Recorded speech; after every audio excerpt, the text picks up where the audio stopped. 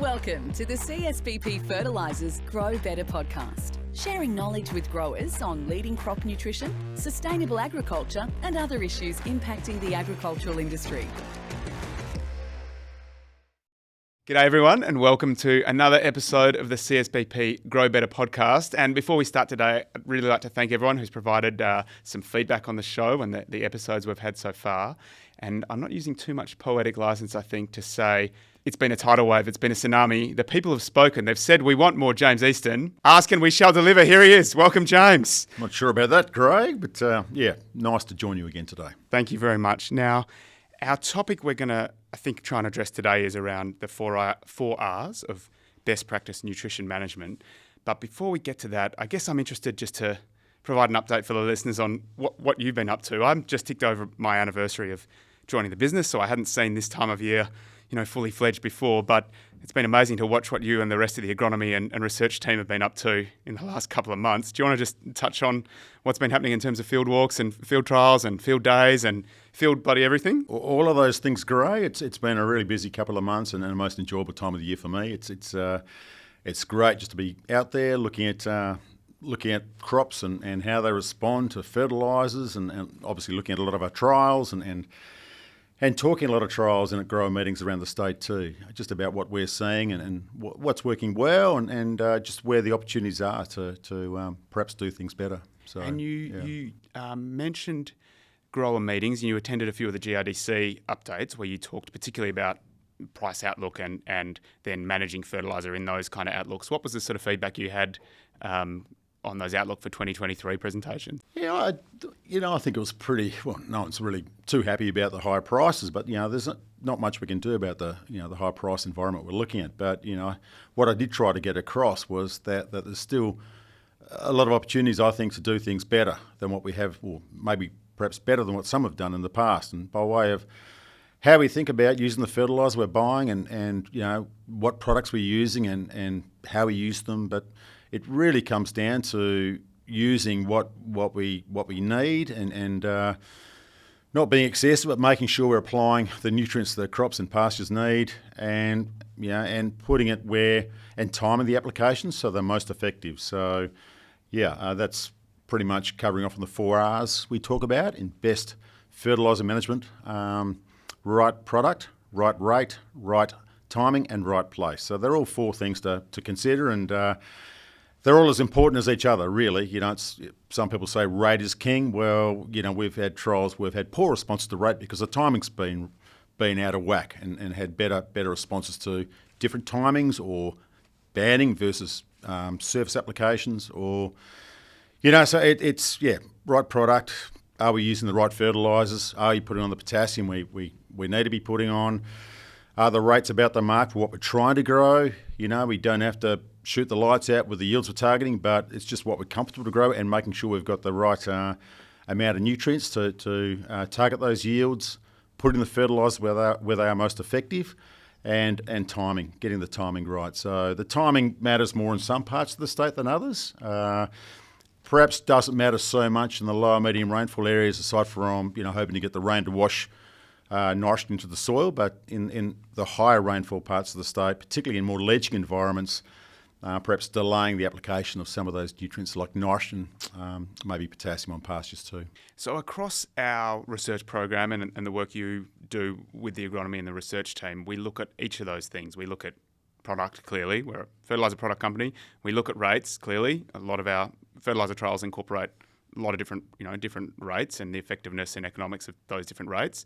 And then we look at placement and timing as you just touched on. I guess as you think through those, what have been the key lessons you've seen, say, coming out of the program so far this year? A bit of work this year, mainly focusing on nitrogen and potassium, really. So some really good work up at Three Springs and down to Lake Grace, really showing the much better response to the nitrogen banded at seeding time compared to nitrogen applications, either in front or even post-seeding. So that's, of the 4 R's, that's timing. That's right, and placement too. So placement and timing. So both, because with the post-seeding applications of urea and Flexian up at Three Springs, we didn't get rain for another 3 weeks. So essentially that nitrogen was stranded at the surface and not available to the crop. So with that trial as an example, the crop that was sown with flexi and banded is just streets ahead of that, which has had the same amount of nitrogen put on, 5-6 weeks later, but followed by a dry spell. So that nitrogen wasn't leached leached or moved into the root zone. So that's nitrogen. With potassium, doing some work through the Avon Valley, trial at York showing massive benefits from banding on a clay loam, whereby we're getting comparable amounts of potassium taken up by the crop in the order of 4 times what we're getting from top dressing, 4 to 5 times from what we're getting top dressing potash. A couple of other trials in the Avon Valley, more Beverley, at East of Beverley, we're looking at the importance of potassium for returns from nitrogen. So rates of N by rates of K, obviously K responsive situations. One site in particular, just out of town up there, we're getting a better response, a significantly better response to nitrogen where we've supplied potassium to the crop. With these trials, we plant test, and I think both these trials have been plant tested 3 times during the growing season. So we thoroughly test the trials to really try and understand and learn from the work we're doing. And just looking at that one at Beverley, at the end of August, we were getting 40% better recovery of nitrogen where we applied potassium, using 115 to K till Extra Plus, applying 15 units of K. The nitrogen recovery up to that point in time was 40% greater. So same amount of nitrogen going on, but we just addressed the potassium issue at the site. So with 40% better nitrogen recovery, if that goes through to yield, that essentially drives down the cost of that nitrogen by 30%. And not just the cost of nitrogen being driven down by 30%, but also the cost of every other input we're spending in that paddock. So this is where, where we can sort of we can use this sort of data and trials to really appreciate this is the impact it can have, not just on the response, but the returns and and perhaps the more meaningful economic measure, the cost per unit of production. So what it costs to grow a tonne of wheat in this situation. And I guess also as we start looking to the future of emissions and emissions intensity, in your example you're given there where you're applying potassium to increase the uptake of nitrogen and therefore the nitrogen use efficiency, in that situation you're also driving down the emissions intensity of every tonne of grain you're producing because most of the carbon emissions relating to fertiliser relate to the nitrogen. Yep, spot on. So, you'd be driving down the carbon intensity by 30% in this example. So that's if those responses we're seeing in the plants go through to yield. So, hopefully they do, and hopefully we'll get through the frost window and we'll get some good data out of that trial. So a similar trial at Moorbinning, which is another 20-30 k's further east.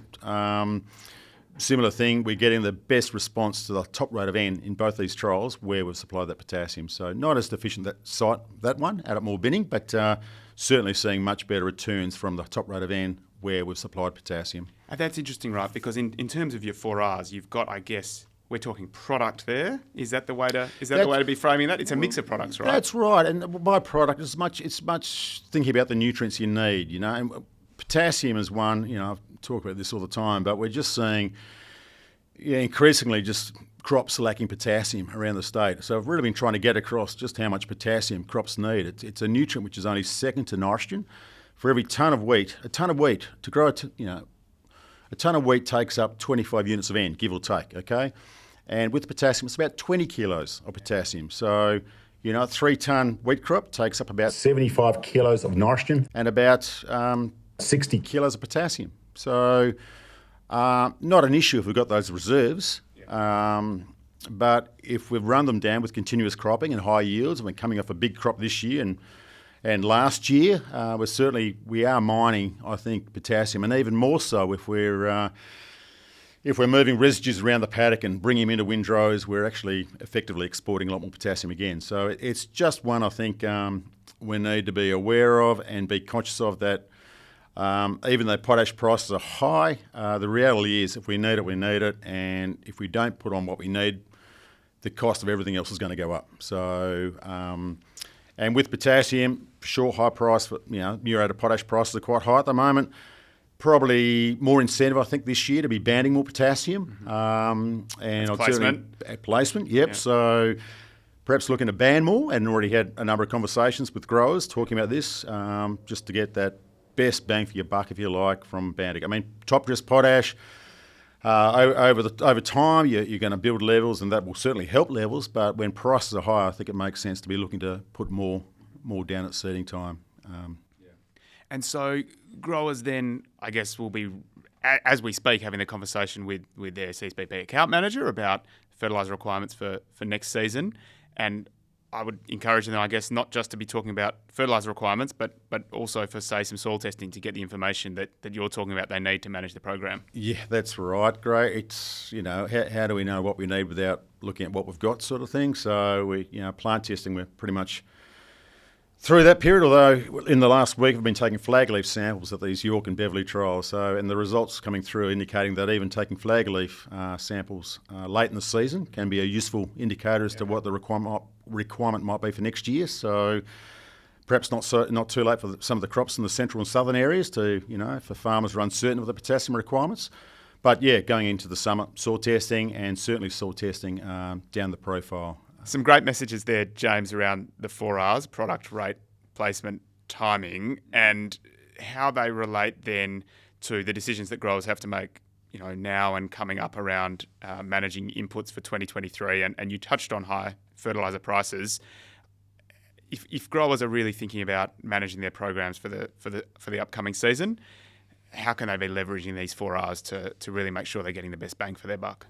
Yeah, I think, Gray, as I was saying, understanding what the needs are, thinking about where they're putting it, whether perhaps they could be lifting their rates at seeding time in terms of what they're putting down the tube, particularly potassium and also nitrogen. If the risk of leaching is low and the need is high, there's very little risk in terms of looking to ban more nitrogen. And if the nitrogen we ban is twice as effective as what we put on the surface, well, that halves the cost, as an example. So I think just understanding what the requirements are, because if we address that, if we get the response that we should be getting, or if we can get better responses from using less, that really it drives down the costs. That's the cost we can measure.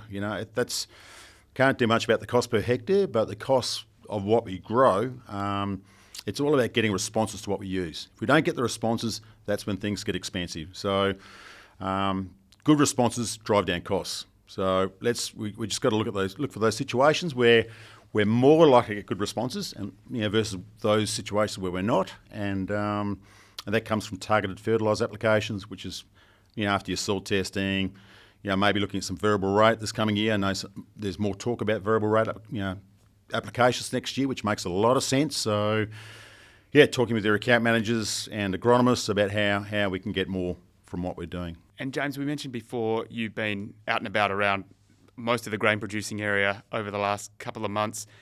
Picked up on any sentiment there around how the season's shaping up and how the season might be finishing off? Certainly the GWA forecast just keeps getting higher and higher. Yeah, it's looking really good. I think if we can get through the frost window, and I think the outlook for the next week is for cool weather and a few showers through to what would that be, end of the third week in September. For the northern farmers who are most prone to those heat shocks, which can really knock the yields around, I think we're looking pretty good. I think to give last year's result a real nudge. Yeah. Some encouraging messages there and some really good messages there from you, James. And you touched on a few of the trials we've got in the program this year, which of course growers can find out about at csbpresults.com.au. They should also, I guess, be in touch with their account managers to talk about the program for next year and complete a nutrition plan. Anything else there that we should be finishing on? I think just focus on what we can do, what we can manage. Things we can't control, there are things we can control. So focus on the controllables. There you go.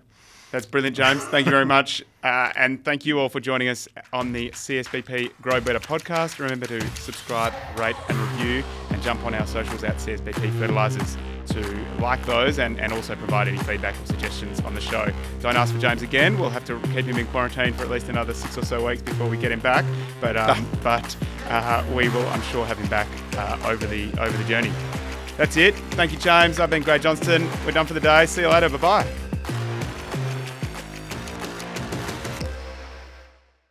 Thanks for tuning into another episode of the CSBP Grow Better podcast. For more information about CSBP, please visit csbp-fertilisers.com.au or connect with us on social media at CSBP Fertilisers on Facebook, Twitter, Instagram and LinkedIn.